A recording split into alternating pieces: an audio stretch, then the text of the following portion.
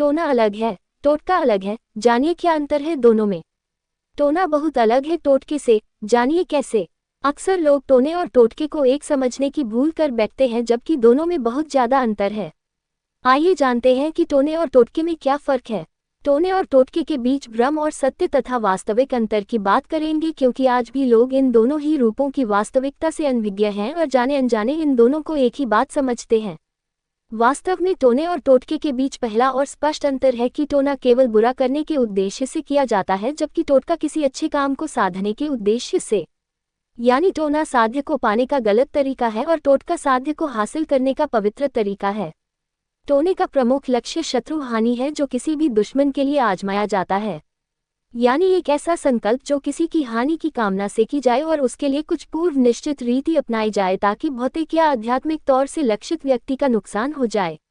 जबकि टोटके में स्वयं के हित रहता है, लेकिन किसी और का नुकसान कतई नहीं।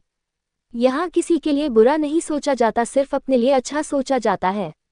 अपने लिए अच्छा सोचने में ये ध्यान रखा जाता है कि किसी और को नुकसान न हो, जबकि टोना किया ही इसलिए जाता है कि किसी और को नुकसान, हानि और संकट दिया जाए। टोटके का प्रमुख तत्व संकल्प से अधिक निर्धारित शास्त्रीय विधि है, जिसे सही ढंग से पूरा किए बगैर कोई भी परिणाम हासिल नहीं हो सकता है। ध्यान रहे कि टोने की कोई पूर्व निर्धारित शास्त्रीय रीति नहीं है, इसलिए ज्यादातर मामलों में ये मनगढ़ंत और छद्म जाल फैलाने वालों की मर्जी पर निर्भर करता है कि वे उसे कैसे प्रचारित करते हैं।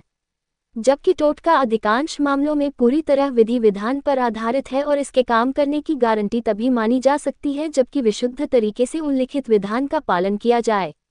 टोने और टोटकों के बारे में सबसे मजेदार बात यह है कि ये सभी भौगोलिक, जलवायुविक, पारिस्थितिक, पर्यावरणिक, सामाजिक वातावरण में मौजूद रहे हैं तथा अलग अलग कालखंडों में इनकी दशा दिशा समान रही है।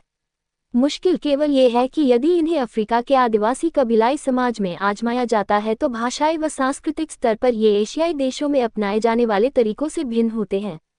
टोटके तंत्र मंत्रोक्त क्रिया के अंतर्गत आते हैं। हर टोटका विशुद्ध तरीके से दो बातों पर निर्भर करता है। पहला कि उसके लिए क्रियाविधि कौन सी अपनाई गई है और दूसरा कि उसके लिए किस भाषा में किस मंत्र का प्रयोग किया गया है। कई टोटके बिल्कुल जनसाधारण की भाषा में आजमाए जाते हैं, जबकि कुछ जटिल टोटके पूरी तरह क्लिष्ट संस्कृत में आबद्ध होते हैं।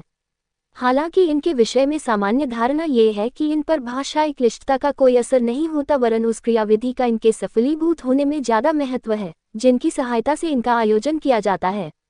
टोटकों की महत्ता इसमें भी है कि इन्हें आजमाते वक्त होने वाली गलतियां क्षम्य है, भले ही प्रयोग विधि की त्रुटियों के कारण इनका कोई लाभ न मिल सके।